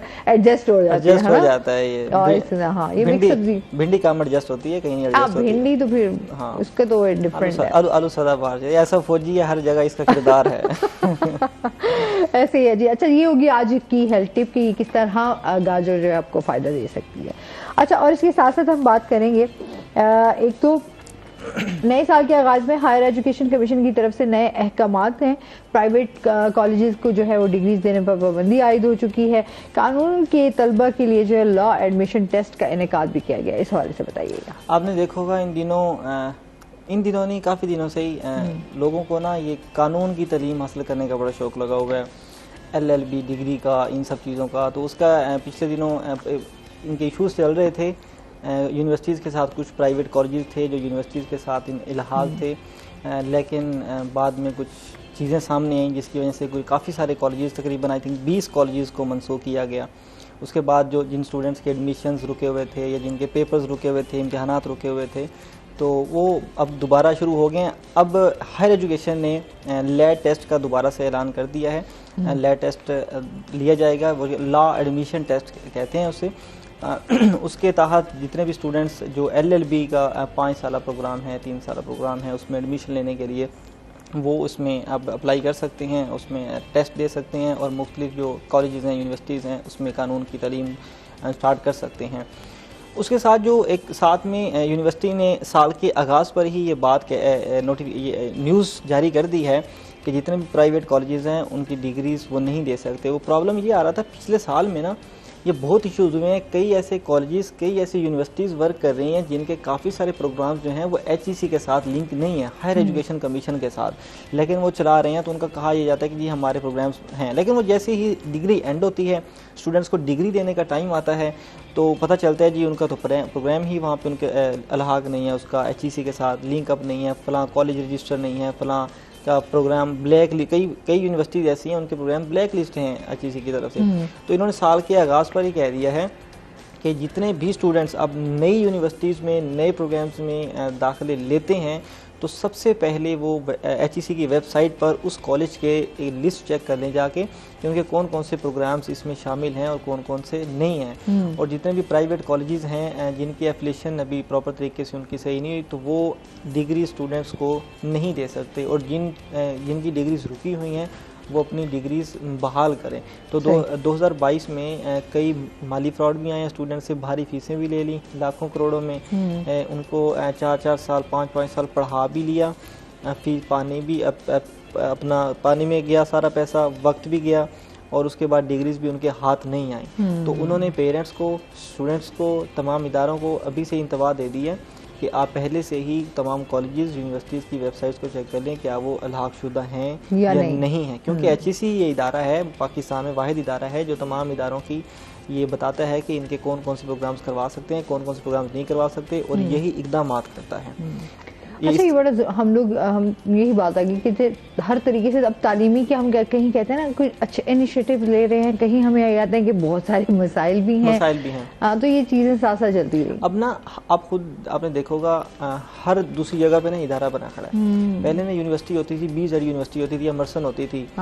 आप उसके बाद देखें मुल्तान में भरमार हुई पड़ी है यूनिवर्सिटीज़ की, कई यूनिवर्सिटीज़ बनी हुई है। दाखिले भी तो उसी तरीके से जिस तरह अभी हम देखते हैं पॉपुलेशन भी तो बढ़ गई है ना, पॉपुलेशन बढ़ी तो जाहिर सी बात है अब एजुकेशन। अच्छा फिर लोगों ने बिजनेस भी, प्राइवेट का जाहिर सी बात है बिजनेस ज़्यादा है, तो उस हवाले से भी हम देखें तो लोगों ने जस्ट तालीम को एज अ बिजनेस ले रहे हैं। फिर कमाना कैसा है, उन्होंने तो कमाना ही कमाना है। फिर जो स्टूडेंट्स एडमिशन ले रहे हैं उनमें ये आगाही भी तो होनी चाहिए ना, जिस इदारे में वो एडमिशन ले रहे हैं क्या वो इदारा रेगुलर है या नहीं है। ठीक है, और उनके कौन कौन से प्रोग्राम्स रेगुलर हैं, कौन कौन से प्रोग्राम रजिस्टर्ड हैं, यानी कई स्टूडेंट्स हमने अपनी उम्र में देख ली हैं जो डिग्री एंड हो जाती है और उनका कोई आगे फ्यूचर नहीं होता क्योंकि वो उनके रजिस्टर नहीं होते।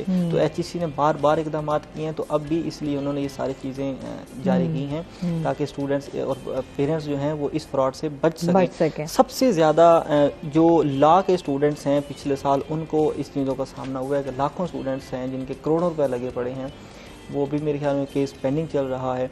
कुछ स्टूडेंट्स हैं उनका रेगुलर एडमिशन स्टार्ट भी हो गया है, तो अब दोबारा फिर लेट का टेस्ट आ गया है, स्टूडेंट्स फिर एडमिशन लेंगे, तो इसलिए उन्होंने पहले ही कह दिया है कि भाई वहाँ अप्लाई करें, वहाँ पैसे भरें, वहाँ आप एडमिशन लें जहाँ ऑफिशियली तौर पर हम और BZU या जो यूनिवर्सिटीज़ हैं वो अलाउ कर रही हैं कि इनके प्रोग्राम्स हमारे साथ एफिलिएटेड हैं, यहाँ एडमिशन लें। सही।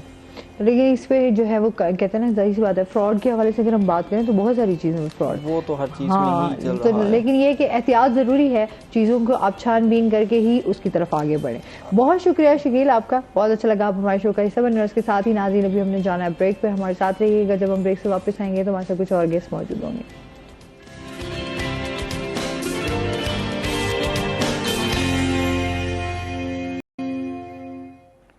वेलकम बैक नाजरीन, रूही एयरटेल में आपको खुश आमदीद कहते हैं। ब्रेक के बाद हमारे साथ गेस्ट मौजूद हैं, उनका तारुफ करवा देती हूँ। आज हमारे साथ मौजूद हैं जी रुबीना राना साहिबा, जो कि उम्मीदवार हैं ब्राय जॉइंट सेक्रेटरी डिस्ट्रिक्ट बार से। अस्सलाम वालेकुम, कैसी हैं आप? ठीक ठाक हैं? वेलकम करते हैं अपने शो में आपको। बहुत शुक्रिया आपका। और इसके साथ ही जो हमारे दूसरे गेस्ट हैं वो हैं जी मलिक अदनान अहमद साहब, जो कि एडवोकेट हैं हाई कोर्ट से और साथ साथ उम्मीदवार हैं जनरल सेक्रेटरी डिस्ट्रिक्ट बार से। अस्सलाम वालेकुम, कैसे हैं आप? ठीक ठाक हैं? वेलकम करते हैं अपने शो में आपको। अच्छा जी, इसके साथ साथ जिस तरह अब सर्दियाँ भी हैं तो उसके साथ साथ कैंपेन की भी जो सरगर्मियाँ हैं वो भी आपकी तेज़ हैं, कैसी चल रही है कैंपेन? और अब हमारा जो है वो क्लोजिंग टाइम है, सम अप हो रहा है। इलेक्शन हमारा 14 को हमारा इलेक्शन है। कल हमारी नॉमिनेशन थी डॉक्यूमेंट जमा करवाने की। माशाल्लाह काफ़ी गहमा गहमी, काफ़ी रौनक वकला की, और बड़ा ये हमारा खूबसूरत एक होता है इलेक्शन कि हम लोग आपस में बैठते हैं, मिलते हैं एक दूसरे से, यानी कि रूटीन के मैटर से हट के ज़रा हमें थोड़ा सा इंजॉय करने का टाइम भी मिलता है इलेक्शन में। सही, और जाहिर सी बात है गैदरिंग में आप एक दूसरे का साथ भी होता है, फिर बहुत सारे आपकी गपशप भी चल रही होती है, वरना तो आपकी रूटीन जो है वो थोड़ी हेक्टिक भी होती है। जिस तरह केसेस में इजाफा हो रहा है उन चीज़ों को लेकर परेशानी भी होती है, मसाइल भी होते हैं। तो अच्छा, इसके साथ साथ आपसे ये भी जानेंगे, आपका जो आप उम्मीदवार हैं, थोड़ा सा उसके हवाले से भी बताइए कि आपका क्या मंशूर है? मेरा मंशूर यही है कि मैं वकला की फलाह बहबूद के लिए काम करूँ, स्पेशली चूँकि मैं खुद एक लेडी लॉयर हूँ, फीमेल हूँ, तो जितना फीमेल के मसाइल को मेरे ख्याल से मैं बेहतर तरीके से समझ सकती हूँ वो शायद हमारे मेल नहीं समझ सकते। और फोकस मेरा इसी चीज़ पे है कि हम जितना भी हो सके हम वकला के मसाइल को हल करें, आसानियाँ पैदा करें। बिल्कुल ऐसे ही है। अच्छा, और इसके साथ साथ अदनान से भी जानते हैं कैसी चल रही हैं सर आपकी तैयारियाँ? जी अल्हम्दुलिल्लाह माशाल्लाह। तो ये जो कैंपेन है जनरल सेक्रेटरी का इलेक्शन, आप समझते हैं मुल्तान बार का एक बड़ा इलेक्शन है, क्योंकि एक प्रेसिडेंट की सीट होती है और एक दूसरा जनरल सेक्रेटरी, फिर इसी तरह से जॉइंट सेक्रेटरी और बाकी। तो इस जनरल सेक्रेटरी के लिए जिसके लिए मैं उम्मीदवार हूँ, उसमें 5 उम्मीदवार हैं हम टोटल। तो हमने तकरीबन जनवरी-फरवरी से इसका आगाज़ किया था कैंपेन का, फिर गर्मियों की जो है सख्तियाँ भी बर्दाश्त की, इसके अलावा चलता रहा सिलसिला, और अब आकर ये तकरीबन सितंबर में, और उसके बाद फिर नॉमिनेशन और इस तरह से चलता। तो अब मसलन बाकी ऑफिसेस की कैंपेन की, कुछ घरों में जो करीबी होते हैं वहाँ पर की, उसके अलावा कचहरी में तो रोज़ाना की बुनियादों पर कैंपेन की गई। यानी कैंपेन ये होता है कि दोस्तों को मिलना है, रिक्वेस्ट करनी है, सीनियर्स के पास जाना है, उनसे रिक्वेस्ट करनी है। तो ये फिर सिलसिला चलते चलते अब कल जो है हमारा एक मेगा इवेंट था, उसे हम कहते हैं नॉमिनेशन डे। तो कल हमारा नॉमिनेशन डे था, उसमें जितने उम्मीदवार थे उन तमाम ने ज़ाहिर है अपनी अपनी रैलियाँ निकाली, तमाम ने अपने दोस्तों को इकट्ठा किया और आकर अपने सीनियर्स और असातिज़ा की सरपरस्ती में नॉमिनेशन पेपर जो है वो सबमिट किए। इसी तरह हमने भी अपने नॉमिनेशन जो है वो सबमिट किए। तो अल्हम्दुलिल्लाह बहुत अच्छा यानी कि कल का हमारा इवेंट रहा, और बड़ी अच्छी हमने तैयारी की थी इसके लिए, बड़ा अरसा लगा के, टाइम लगा के।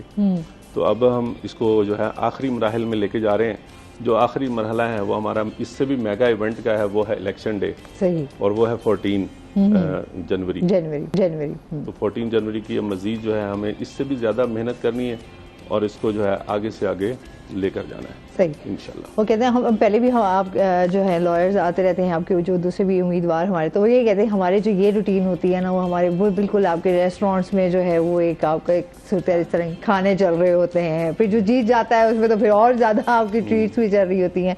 अच्छा, इसके अलावा आपका क्या मंशूर है, आपने इस हवाले से आप भी बताइएगा मुझे, क्योंकि मैंने रुबीना से भी जाना। देखिए, मंशूर के बारे में जो बात करते हैं तो मंशूर जो है ना वो ये है कि असल बात है कि फोकस करना कि एक्चुअली मसाइल क्या है, हाँ, उस पर उसकी जो है ना निगरानी करना और उसको देखना कि वाकई क्या उन मसाइल को हल किया जाए। अब मंशूर की बात करते हैं कि उसमें यह है कि अगर मुंतखब इंसान हो जाता है अल्लाह के फजल करम से, तो उसमें कैटेगरीज हैं। अब हमारे यहाँ सीनियर वकला हैं, उसके अलावा यंग वकला हैं, लेडीज़ वकला हैं। तो उसमें यह है कि सीनियर वकला के लिए जो अल्लाह पाक ने मुंतखब किया, तो उसमें यह है कि उनके लिए जो एक 60 से 70 साल की एज जब हो जाती है तो उस वक़्त ज़रूरत होती है एक लॉयर को कि उसके लिए कोई ऐसा कोई इंश्योरेंस का कोई सिस्टम हो, क्योंकि वो ओल्ड एज हो गया है, थोड़ा सा ज़ईफ़ है, ज़ईफ़ होने की वजह से वो प्रैक्टिस में उसको मुश्किलात दरपेश है, सही, या कोई बीमारी आ जाती है, तो उसके लिए उसको ऐसा कोई इंश्योरेंस का निज़ाम लाया जाए जिससे वो 60 से 70 साल वाले जो हमारे सीनियर वकला हजरात हैं उनके लिए कोई आसानियाँ पैदा हो सके। सही, तो एक तो ये सीनियर्स के लिए भी है। अब इसमें दूसरा मरहला आ जाता है हमारे यंगस्टर्स का। अब जो फ्रेश लॉ ग्रेजुएट हमारे स्टूडेंट्स हैं, फ्रेश लॉ ग्रेजुएट स्टूडेंट्स के बाद वो इनरोल्ड हो जाते हैं हमारे पैनल पर, तो जब वो इनरोल्ड हो जाते हैं उन्हें 2 साल एक्चुअली बहुत सारी मुश्किलात का सामना करना पड़ता है। जिस तरह सीनियर्स को भी मुश्किलात है, इसी तरह से नए यंग वकला को भी मसाइल हैं। तो उनके लिए भी हमारा है कि कोई स्टेपेंड का ऐसा निज़ाम लाया जाए कि उनको 2 साल तक उनको स्टेपेंड तौर पर जो है वो कुछ ना कुछ उनको दिया जाए, ताकि उससे उनके रोज़मर्रा के जो मामूल के अखराजात हैं वो हल हो सके, ताकि उनको आने जाने में जो दुश्वारियां हैं और जो उनका जेब खर्च है उसके लिए उनको आसानी पैदा हो सके। सही, तो ये उनके लिए, और उनके लिए जो इम्पोर्टेंट एक और है जूनियर्स के लिए कि उनकी तरबियत के लिए वोकेशनल बार कोर्सेज करवाए जाएं। 2 साल उनके ऐसे कोर्सेज हों जो उनको प्रैक्टिस में मुआवनत करें, सही, उनकी मदद करें, ताकि जो क्योंकि थोड़ा एजुकेशन और प्रैक्टिस थोड़ा डिफरेंट चीज़ें हैं, ताकि प्रैक्टिस में उनको मुश्किलात जो आती हैं 2 साल में वो कोर्सेज के जरिए उनको हल किया जाए। सही, तो ये तरबियत का सेशन भी होना चाहिए। और इसके साथ साथ हमारा अगर जैसे होता है कि मंशूर के में ये भी है कि लेडीज़ हमारी मोहतरमा जो हमारी लेडीज़ हैं, अब जो शादीशुदा ख़वातीन हैं, ज़ाहिर है उनके बच्चे हैं, उनके लिए भी परेशानियां होती हैं। कोई होना चाहिए ऐसा इकदाम, हम इंशाल्लाह कोशिश करेंगे कि ऐसा इकदाम हो कि फीमेल्स के लिए भी और यंग लॉयर्स के लिए भी ये ज़रूर स्टेप इन वाला सिलसिला जो है हम उसको ज़रूर शुरू करवाएं। सही। अच्छा, और इसके साथ साथ जिस तरह अभी हम बात करें, जिसमें आप कचहरी की बात कर रहे थे, पार्किंग के हवाले से बड़े इश्यूज यहाँ पर है, और जैसे कि यहाँ पर चोरी की भी काफ़ी शिकायत हुई, गाड़ियाँ चोरी हुई, क्या कहना चाहेंगे इस बारे में? इसके ऊपर कोई फिर दोबारा एक्शन नहीं लिया गया, या अगर हम कहें कि वहाँ पर कैमराज नहीं थे, इस हवाले से बताइएगा।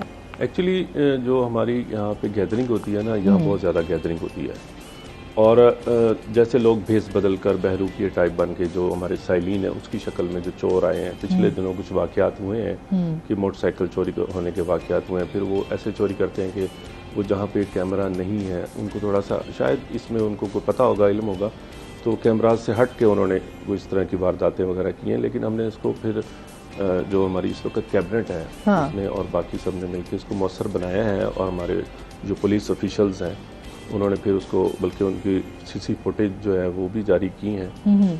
तो इसका भुगतान है, इसको मज़ीद बेहतर होना चाहिए और इस पर काफ़ी काम होने वाला है, क्योंकि जैसे जैसे आबादी बढ़ रही है, शहर बढ़ रहा है, उसी तरह से हमारी कचहरी में भी पॉपुलेशन जो है वो, हमारे लॉयर्स की तादाद भी है, साइलिन की भी है, वो भी बढ़ रही है। तो उसके साथ साथ जो इकदाम हैं वो नहीं किए जा रहे, उसमें सिक्योरिटी के जितने भी मौसर इकदाम हैं वो होने चाहिए मजीद, उसको बेहतर बनाने की अभी और ज़रूरत है। सही। और दूसरा जो पार्किंग के हवाले से आपने कहा है, उसमें ये है कि हमारे यहाँ अभी जाए जो कि टुवर्ड्स एमडी साइड पर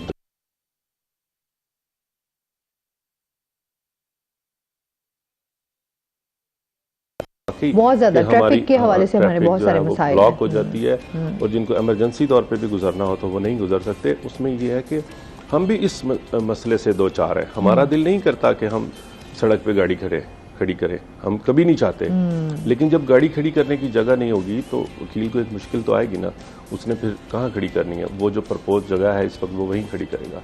तो एक्चुअली लोगों को पता भी नहीं है थोड़ा सा इस हवाले से कि इनके भी कुछ मसाइल हैं। अगर हमें पार्किंग के लिए गवर्नमेंट फंड्स दे देती है और वो पार्किंग प्लाजा तामीर हो जाता है तो ये पार्किंग यहाँ से खत्म हो जाएगी, ये मेन रोड से बिल्कुल खत्म हो जाएगी। अच्छा, पार्किंग के लिए मैंने तो सुना था कि जगह आपको जो है वो भी सिलेक्ट भी हो गई है और उसके ऊपर काम भी स्टार्ट हो गया है, तो कहाँ तक पहुंचा है, कितने अरसे का ये प्रोजेक्ट है और कब तक ये कंप्लीट होगा?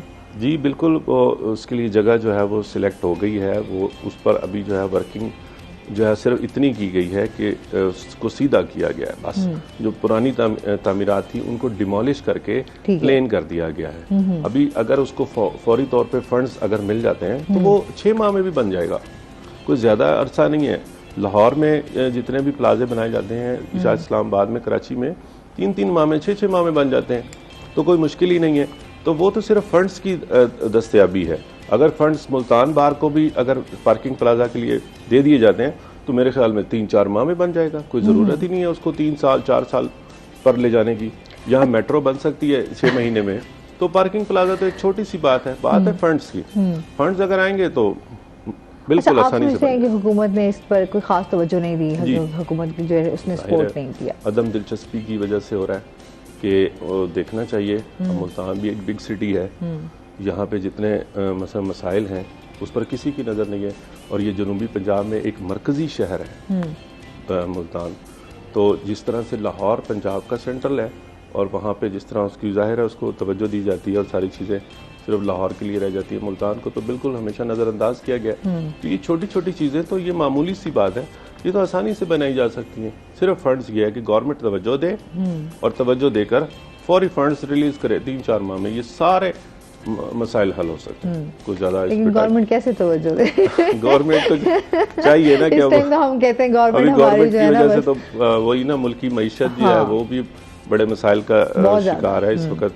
बस ये तो एक अलग सी डिबेट है। बिल्कुल ऐसा ही है। हम हमेशा हम मसाइलों की बात करते हैं ना तो उसमें हुकूमत की तरफ बहुत ज्यादा हम एक होप्स लेकर बैठे हुए होते हैं, पर हमें हुकूमत की तरफ से कोई रिलीफ नहीं मिल रहा वही होता है ना। हाँ, एट द एंड वही होता है ना। हाँ जी बिल्कुल, जाहिर सी बात है, जब कुछ चीज नजर नहीं आ रही थी, अच्छा कहते चले हुकूमत ही कुछ इसमें अपना रोल प्ले कर देगी, लेकिन हुकूमत की तरफ से भी कुछ इस तरह की इकदाम नजर नहीं आ रहे होते कि वो आवाम को जो है कहीं हद तक जो है रिलीफ मिल सके।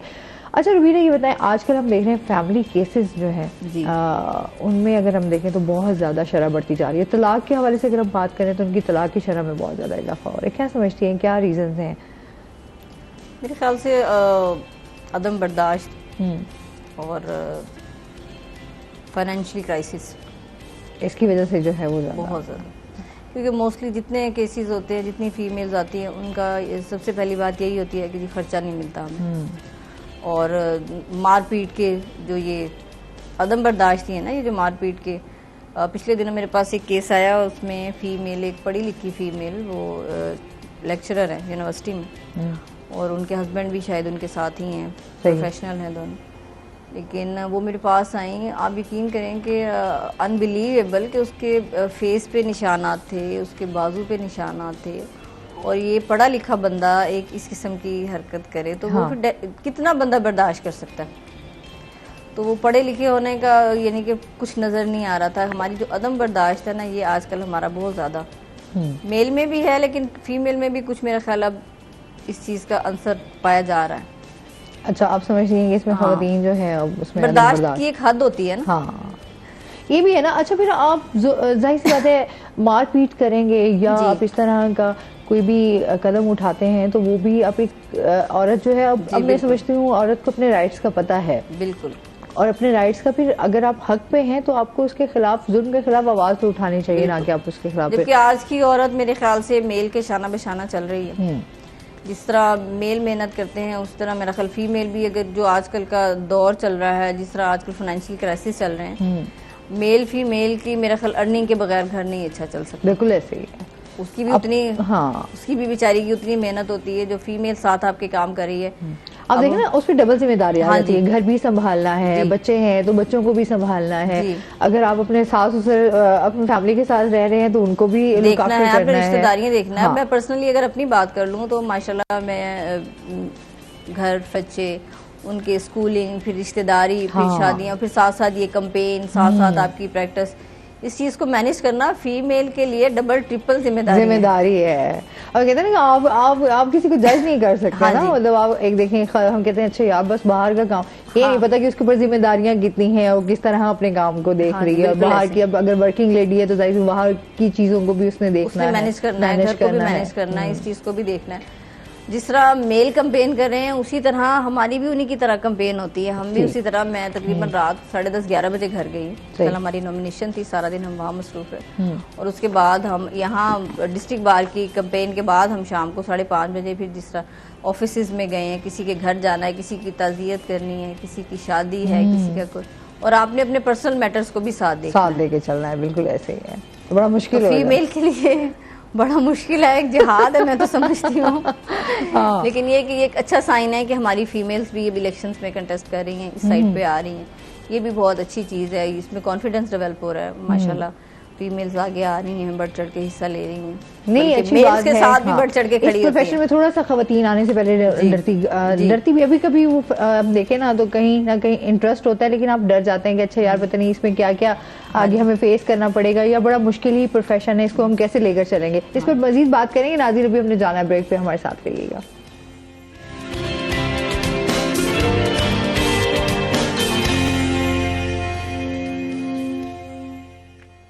वेलकम बैक नाजरीन, रोही एयरटेल में आपको खुशामदीद कहते हैं और चलते हैं अपने सेगमेंट की तरफ। आज के भाव,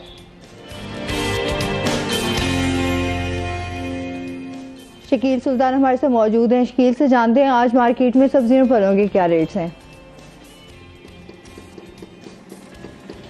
जी, साल तो बदला है लेकिन नहीं बदली तो मुल्तान की सब्जी और फलों की मार्केट में कीमतें नहीं बदली।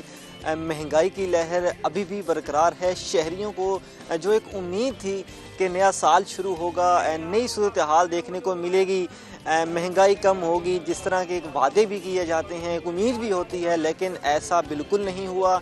मुल्तान शहर की सब्जी और फलों की मार्केट में बदस्तूर महंगे दामों में तमाम आइटम्स फ़रोख्त हो रहे हैं। अगर हम आज की ताज़ा कीमतों की बात कर लें, लहसुन 400 रुपये में, उसके साथ अदरक 320 में, लीमू जो है वो 160 से 240 में, बुनियादी सब्जियों में शिमला मिर्च 120 में, बारीक और मोटी हरी मिर्च जो है वो 160 रुपये फ़ी किलो में, प्याज जो हैं वो 200 से 240 में, टमाटर 60 से 80 रुपये फ़ी किलो में फ़रोख्त हो रहे हैं। मौसमी सब्जियों में शलजम और मूली जो है वो 40 रुपये फ़ी किलो में, गोभी और गाजर जो है वो 60 रुपये फ़ी किलो में, इसके साथ कद्दू और चुकंदर जो हैं वो 120 रुपये फ़ी किलो में दस्तयाब हैं। फलों की बात करें तो फल जो हैं वो पिछले साल भी महंगे दामों में फ़रोख्त हो रहे हैं। अब नए साल भी उनकी कीमतों में कमी नहीं आई, बल्कि हल्का फुल्का इजाफा देखा गया है।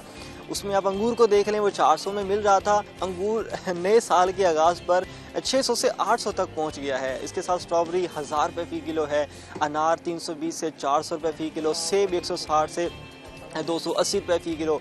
मौसमी फलों को देख लें, मौसमी फल जो हमें 40, 50, 60 में मिलने चाहिए थे, वो जो हैं किन्नू और फ्रूटर और अमरूद जो हैं वो 80, 100, 120 रुपये फ़ी किलो में फ़रोख्त हो रहे हैं, जबकि लाड़काना का जो अमरूद है वो 160 रुपये फ़ी किलो में फ़रोख्त हो रहा है।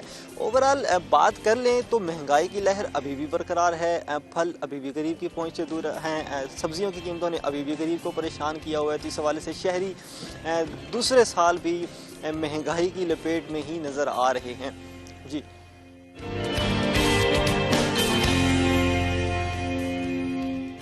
बहुत शुक्रिया शकील सुल्तान आपका। अच्छा, वैसे आपका रुबीना साल 2022 कैसा रहा? मैंने आपसे नया साल तो आ गया, आपको मुबारकबाद भी मैंने कहा दे दूं, भूल गई थी मैं। आपको भी नए साल की बहुत बहुत खैर मुबारक। ठीक रहा, मसरूफियात में पता ही नहीं चला साल कैसे गुजर गया, लेकिन ज़्यादा टाइम मेरा कैंपेन में गुजरा है। कैंपेन, सर्दी गर्मी, जो भी टाइम गुजरा है हमारा, हमें बस इतना ही पता है कि हमारा इलेक्शन है और इससे वोट लेना आपकी ये मसरूफियात जी, रही। बिल्कुल। सर आपका कैसे रहा? बिल्कुल मामूल के बिल्कुल मुताबिक रहा, जैसे सबका सालों में हमने मेहनत की है और मेहनत करके यहाँ तक पहुँचे हैं। इसी तरह से 2022 में भी अल्हम्दुलिल्लाह बहुत अच्छा यानी कि रहा। और सारा मतलब जैसे होता है कि इंसान इम्प्रूव करता है, पहले से प्रैक्टिस बेहतर हुई, अल्लाह पाक की मेहरबानी से, अल्लाह पाक की अता से रहमत हुई, इंसान का अच्छे से अच्छा रहा। फिर मेरी एक बेटी पैदा हुई थी। अच्छा, माशाल्लाह, सही। तो माशाल्लाह अल्लाह पाक की रहमत है। और फिर इस तरह से बाकी जो है वो कैंपेन में गुजर गया। जितना भी है टाइम 2022 ज़्यादा कैंपेन में गुजरा है। सही। अच्छा, इसके साथ साथ आपसे ये भी जानना चाहूँगी, जिस तरह हम साइलिन की भी थोड़ी बात करें, यहाँ पर आने वाले जो साइलिन हैं उनको बड़ी मुश्किलात का सामना करना पड़ता है। एक तो लोग बहुत दूर दराज से आते हैं, फिर उनके लिए वहाँ पर बैठने के हवाले से हम बात करें, खाने पीने के हवाले से बात करें, तो वो क्या क्या सहूलियात मिल रही हैं या नहीं मिल रही, उनको क्या फैसिलिटेट किया जा रहा है? बिल्कुल आपने सही तवज्जो दिलाई है इस पर। वाकई जो साइलिन है, जो लिटिगेंट है, वो उसका बड़ा अहम, यानी कि यहाँ पर उसने बहुत ज़्यादा तादाद में, कसीर तादाद में यहाँ पर आते हैं। तो उनके लिए जो फुकदान है वो लिटिगेंट शेड होते हैं, मसलन जहाँ पर वो बैठ सकें, सर्दी गर्मी से, धूप से बच सकें, क्योंकि तादाद बहुत ज़्यादा है और प्रेमिसेस में उतने जो है वो शेड नहीं है मौजूद। तो ये साइलिन को मुश्किलात होती हैं और फिर वो घंटों उनको इंतज़ार करना पड़ता है अपनी बारी का, अपने केस का। तो उसके लिए भी उनको ये भी एक मुश्किल होती है। और बाज़-औक़ात ये होता है कि यहाँ पर भी रश होता है, हाई कोर्ट में भी होता है। असल में ना जो लिटिगेंट है उसका जो बेसिकली उसका जो मामला है, उसका जो मसला है, जो उसका केस है, वो अगर सिविल कोर्ट में उसको बेहतर तौर पे देखा जाए और उसको स्पीडी उसको ट्रायल किया जाए, उसको हल कर लिया जाए, तो मेरा ख्याल है कि ये हमारे जितने भी मुकदमात हैं जो हाई कोर्ट तक जाते हैं वो भी इतनी तादाद में ना पहुँचे। तो उसके लिए भी हमने बड़ा प्लान किया हुआ है कि उसको साइलिन के लिए जो मुश्किलात हैं यहाँ, उसके अंदर हमने उनको शेड्स वगैरह बना के दें, उनके लिए अच्छा और बेहतर निज़ाम लाएँ, बिठाएँ उनको तरीके से। और साथ साथ उनके जो केसेस हैं उसको जो है वो बेहतर बनाया जाए और उसके लिए ताकि उनको वक्त ना ज़्यादा लगे, उनका वो मुकर्रर तारीख और मुकर्रर वक्त पर आएँ और मुकर्रर तारीख और वक्त पर चले जाएँ, सही, या इतना रश वगैरह ना हो। तो उसके लिए भी हम अमली तौर पर जो है वो हल करेंगे, उनको अमली तौर पर उन पर इक़दाम करेंगे। इसी तरह से साइलिन जो हमारे यहाँ पर मसला सेशन कोर्ट में भी होते हैं, सिविल कोर्ट के साथ साथ, तो वो सारे मिन जुमला तौर पे उसको इंशाल्लाह हल करने के लिए जो है वो बेहतर इक़दाम किए जाएंगे ताकि उनके मसाइल हल हों। सही।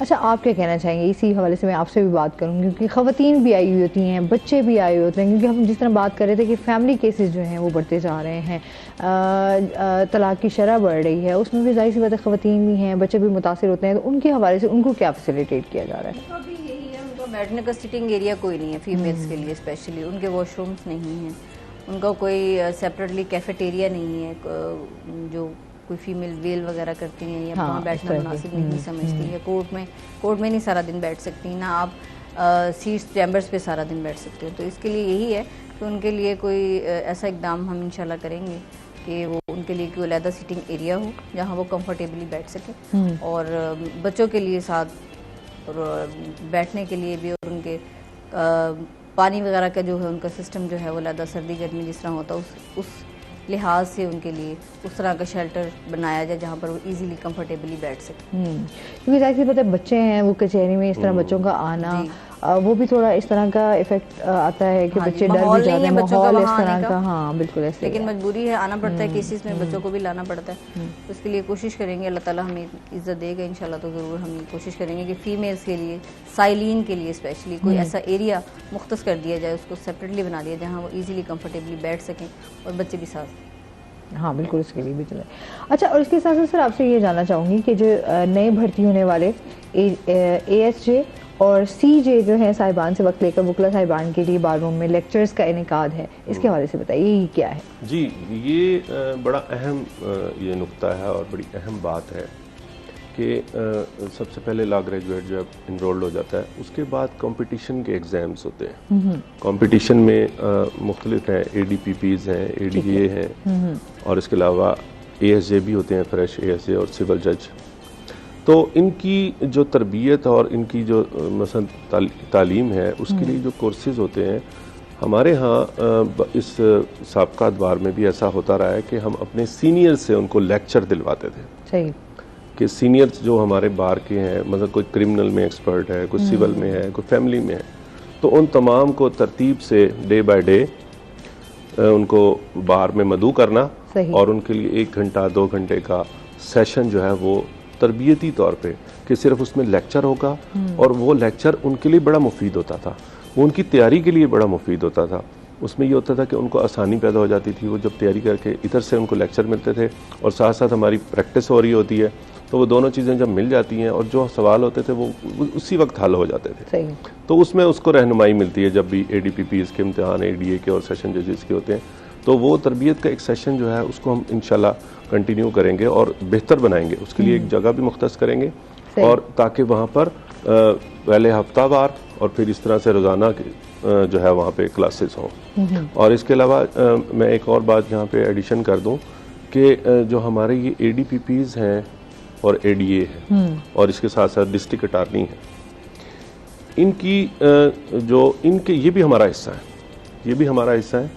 इनके लिए भी कुछ ऐसे हैं कि जो बाकी जो डिपार्टमेंट्स हैं उनकी जो तनख्वाहें हैं और हमारे ये इन वकला साहबान की जो ADPPs हैं और ADAs हैं, इनकी तनख्वाहों को उनकी तनख्वाहों के बराबर लाने के लिए भी गवर्नमेंट से बात करेंगे ताकि इनकी तनख्वाहों को उनके बराबर लाया जाए। ये भी हमारे वकील भाई हैं, ये भी हम में से हैं, इन्होंने फिर वापस भी हमारे साथ ही आना होता है। तो उसके लिए भी उसको बराबर, यानी कि उनकी तनख्वाहों का, क्योंकि यहाँ पे बहुत कम है इस इदारे में, बाकी डिपार्टमेंट में बहुत ज़्यादा है, तो उसको बराबर किया जाए। देखें ना, डिस्क्रिमिनेशन है कि वो भी लॉयर है, वो भी लॉयर है, एक लॉयर एक डिपार्टमेंट में कम तनख्वाह ले रहा है और दूसरा दूसरे डिपार्टमेंट में ज़्यादा ले रहा है। तो इसके लिए भी हम अमली तौर पर कोशिश करेंगे कि उसको उसके बराबर लाया जाए, गवर्नमेंट के पास जाकर ये आवाज़ जो है ना वो बुलंद की जाए। सही। तो मजीद भी हम बात करेंगे नाजरीन वकला के हवाले से, लेकिन अभी हमने जाना है ब्रेक पे, हमारे साथ रहिएगा।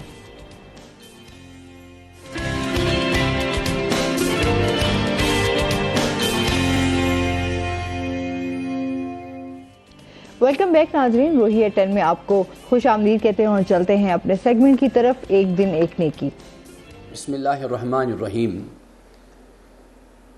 हम जिस माशरे में और जिस समाज में रहते हैं, हमारी ज़िम्मेदारी है कि हम अपने आसपास का ख्याल रखें।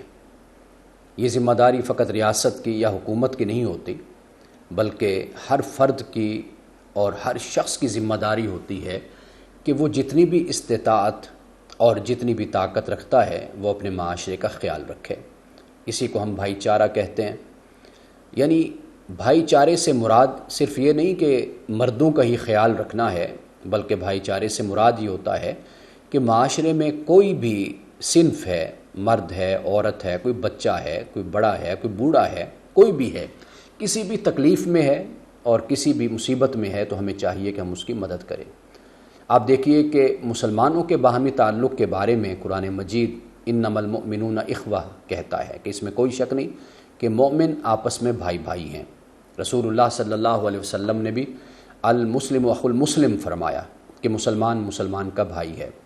यानी इस तरह भाई है कि उसकी इज़्ज़त मुसलमान भाई की इज़्ज़त होती है और इसी तरह उसका माल, उसकी दौलत, उसकी औलाद, सब कुछ उसके लिए भी इसी तरह काबिल एहतराम है कि जिस तरह उसका अपना माल और अपनी औलाद और अपना सब कुछ होता है।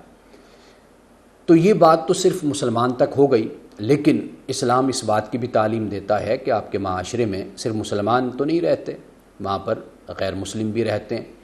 तो गैर मुस्लिमों का भी हक़ इसी तरह हम पर होता है जिस तरह एक मुसलमान का हक़ होता है, इसलिए कि वो भी इंसान है और इंसान ही की दर हकीकत कद्र है, मंज़लत है और उसकी इज़्ज़त है। वलक़द कर्रमना बनी आदम, कुरान पाक कहता है कि हमने बनी आदम को इज़्ज़त वाला बनाया, तकरीम वाला हमने बनाया है। तो इसलिए किसी इंसान की तौहीन नहीं होनी चाहिए, बल्कि अगर कोई अपना भाई, अपने माशरे में रहने वाला और अपने समाज का कोई फ़र्द अगर किसी तकलीफ़ में मुब्तला होता है तो हम इस बात के ज़िम्मेदार हैं कि हम अपने भाई का ख्याल करें, इसलिए कि कल क़यामत के दिन इसके बारे में भी सवाल होगा। कोई शख्स भी कभी भी बरी ज़िम्मा नहीं करार दिया जा सकता। यानी अगर एक शख्स के पास पैसा है तो वह अपने पैसे से माशरे की खिदमत करता है, अगर किसी के पास इल्म है तो वह अपने इल्म से खिदमत करता है, अगर किसी के पास वक्त है तो वह अपना वक्त देकर माशरे और समाज के रहने वालों की खिदमत करता है। तो ये जो भाईचारा है ये दरहकीकत मदद का नाम है, ताउन का नाम है। यानी आप अपने भाई की, अपनी बहन की, अपने हमसाए की, अपने दोस्त की, बुज़ुर्गों की आप मदद करते हैं। अगर कोई नेकी का और अच्छाई का काम करना चाहता है तो आप उसका ताउन करते हैं। अगर किसी को अपनी ज़ात के लिए भी मदद और ताउन की ज़रूरत है तो आप उसकी मदद के लिए आगे बढ़ते हैं।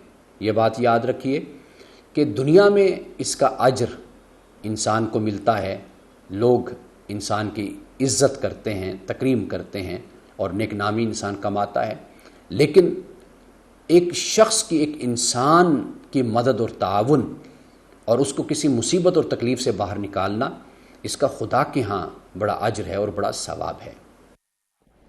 बहुत शुक्रिया अल्लामा साहब, आपका बहुत अच्छा मैसेज रहा। अच्छा, थोड़ा सा इस हवाले से भी आपसे बात करना चाहूँगी, जो हमारे आपके जुडिशरी सिस्टम है उसके हवाले से आप क्या कहना चाहेंगे? सर, आपसे बात करनी जी। एक्चुअली जो हमारा जुडिशल सिस्टम है इसको हम कहते हैं बार और बेंच। यानी बार हमारी लॉयर साइड होती है और बेंच कहते हैं जुडिशरी साइड को। ठीक है।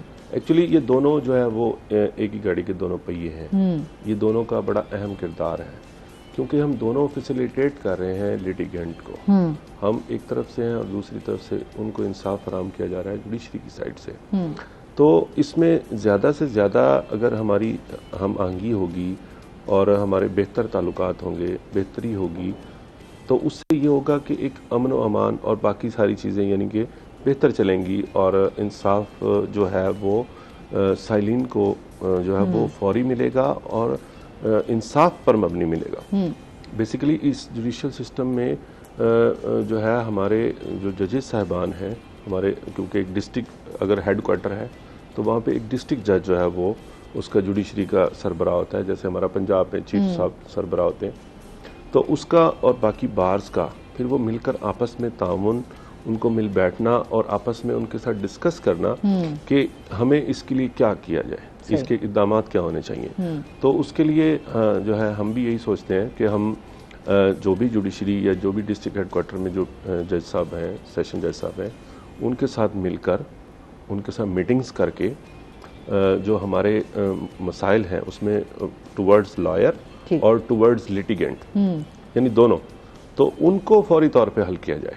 सही, ताकि एक स्मूथली निज़ाम चल सके और इंसाफ जो है बेसिकली लिटिगेंट तक पहुंच सके और उसको मसाइल का उसका सामना ना हो। ये है बेसिकली। आप इंसाफ के हवाले से क्या कहना चाहेंगे? फिर इन दिनों में आपकी जो है वो एहतजाज भी रहे, अभी उस बारे में जो है वो मामला कुछ बेहतर हुआ या नहीं हुआ, इस हवाले से आप क्या कहना चाहेंगे? अभी तो वो मामला हमारा पेंडिंग चल रहा है। ठीक है, लेकिन हम वकला की इज्जत और तकरीम के मामले में कोई कंप्रोमाइज़ नहीं बर्दाश्त करते। ये तो जाहिर सी बात है। खुद इंसाफ लेंगे तो हम किसी को इंसाफ लेके देंगे ना।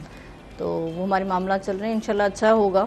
इलेक्शन के बाद उसको सेटल आउट हो जाएंगे इंशाल्लाह। लेकिन वकील की इज्जत जो है वो हमारे लिए सबसे इम्पोर्टेंट। अच्छा, इज्जत तो जाहिर सी बात है, इसके कंप्रोमाइज़ किया भी नहीं जा सकता, कोई चाहे कोई भी हो, चाहे आप किसी भी प्रोफेशन में हो उस हवाले से। अच्छा, आप वैसे कौन से ज़्यादा जो है केसेस को डील करती हैं? मेरे फैमिली केसेस ज़्यादा होते हैं और दूसरा मेरे पास लीगल एडवाइजरीज हैं मुख्तलिफ डिपार्टमेंट्स की। ठीक, तो सुई गैस का डिपार्टमेंट है मेरे पास, वापडा का डिपार्टमेंट्स है, बैंक्स के हैं। अच्छा, इनको देखती हैं? हाँ जी, इनको भी बहुत सारी शिकायत, बहुत सारे केसेस। और मेरा जो बेसिक है वो मेरा सोशल सेक्टर काफ़ी ज़्यादा है। ठीक, मैंने अपना एक पैनल बनाया हुआ है, मैं अपनी एक छोटी सी मैंने अपने एक सेटअप बनाया हुआ है, एक NGO। ठीक है, स्पेशली फीमेल्स के लिए और उन लोगों के लिए जो फीस अफोर्ड नहीं कर सकते। और उसमें हमारे सीनियर लॉयर्स भी हैं जो एक्सपर्ट हैं अपने अपने डिपार्टमेंट में, कोई क्रिमिनल में, कोई सिविल में, कोई फैमिली में। तो उस तरह मैंने वो पैनल बनाया हुआ है अपना 5 लॉयर्स का। सही। तो जो लोग फीस अफोर्ड नहीं कर सकते फिर मैं वो केसेस उनको रेफर कर देती हूँ। सही। अच्छा, जो वफाकी मुतसिब इदारा वो किस तरह फैसिलिटेट कर रहा है? वफाकी मुतसिब इदारा भी इसी तरह वकला के थ्रू ही हमें सपोर्ट कर रहा है। अच्छा, ठीक है। तो वो बेहतर फैसिलिटेट कर रहा है बहुत, क्योंकि उनके भी बहुत सारे मामलात हैं जो समझते हैं। मेरे पास थे काफ़ी केसेस जो हमने उनके थ्रू भी करवाए, सही। वफाकी मुतसिब के थ्रू भी हमने करवाए। लेकिन वो ज़्यादातर जो होते हैं वो सर्विस मैटर्स होते हैं उनके ज़्यादा। ठीक है सर, आप किस तरह के केसेस को ज़्यादा ठीक है? कोई ऐसा मुश्किल केस आया हो जो आप समझते हो इसमें आपको थोड़ा मुश्किल हुआ? नहीं, अल्हम्दुलिल्लाह ऐसा है कि असातिज़ा की तरबियत और उनकी तरफ से ट्रेनिंग ऐसी है कि जो भी कोई केस आता है उसमें उनकी जो उन्होंने पढ़ाया, लिखाया, समझाया, उसको मद्देनज़र रखते हुए अल्हम्दुलिल्लाह आज तक कोई मसाइल नहीं हुए। और मेरी जो ज़्यादा प्रैक्टिस है वो सिविल केसेस की है, क्योंकि मेरे उस्ताद भी जो हैं वो ज़्यादा सिविल करते हैं। और इसलिए वैसे बेसिकली सिविल जो है एक बहुत मुश्किल प्रैक्टिस है, क्योंकि जितनी भी हैं बाकी क्रिमिनल हो गया, फैमिली, ये ब्रांचेस हैं। सिविल बेसिकली जो मेन है वो सिविल लॉ है, ठीक है। बाकी ये सारी इसकी ब्रांचेस हैं। यानी कि सिविल में अगर आप हैं तो आप क्रिमिनल भी कर सकते हैं, फैमिली भी कर सकते हैं, बैंकिंग भी कर सकते हैं, बाकी सारी चीज़ें वो आपको आसान लगती हैं, कोई इतना मुश्किल नहीं होता। तो मेरी ज़्यादा प्रैक्टिस जो है वो सिविल की है। ठीक, हम इसे कहते हैं दीवानी वाला वकील। सही। अच्छा सर, बहुत शुक्रिया, बहुत अच्छा लगा आप हमारे शो का हिस्सा बने। आपके लिए बहुत सारी बेस्ट विशेस भी हैं हमारी तरफ से। रुबीना, आपके लिए भी बहुत सारी बेस्ट विशेस हैं। अल्लाह ताला आपको कामयाब करे, ताकि आप जो है आपका जो अपना मंशूर है जो आप लेके चल रहे हैं उसमें आपको कामयाबी और लोगों की फलाह बहबूद के लिए आप काम कर सकें। कोई मैसेज देना चाहें हमारे व्यूवर्स को? रुबीना, पहले आपसे मैसेज ले लेते हैं। जो हमारी खवातीन देख रही हैं जो आना चाहती हैं इस प्रोफेशन में, आप उनको क्या कहना चाहेंगी? मैं बस इतना ही कहना चाहूँगी कि किसी भी काम को करने के लिए मेहनत की ज़रूरत होती है, और जो बंदा मेहनत करता है अल्लाह ताला उसको ज़रूर उसका फल देता है। बिल्कुल, इसलिए हाँ जी, मेहनत करें और इंशाल्लाह कामयाबी आपके कदम चूमें। बहुत शुक्रिया। आप क्या कहना चाहेंगे? मैं यही कहूँगा कि ज़्यादा से ज़्यादा सिविलाइज्ड हों, बेहतरी लाएं अपने अंदर। मुआशरे का जो निज़ाम है जो थोड़ा बिगाड़ है और अदम बर्दाश्त है, इसमें हमें तरबियत का फुकदान है, तालीम का फुकदान है। तो इसके अंदर जो है ना, हमें बाकी मुल्कों से और बाकी यानी कि किताबों से पढ़ लिख कर हमें सिविलाइज्ड होना चाहिए, ताकि जितने माशरती मसाइल हैं उनसे बचा जा सके। तो बहुत शुक्रिया आप दोनों गेस्ट का। और इसके साथ ही नाज़रीन, आज का प्रोग्राम यहीं पर ख़त्म हुआ। आपने बहुत सारा ख्याल रखिएगा, दुआ में याद रखिएगा। इंशाल्लाह ज़िंदगी ने साथ दिया तो सुबह आपसे फिर मुलाकात होगी। अल्लाह हाफ़िज़।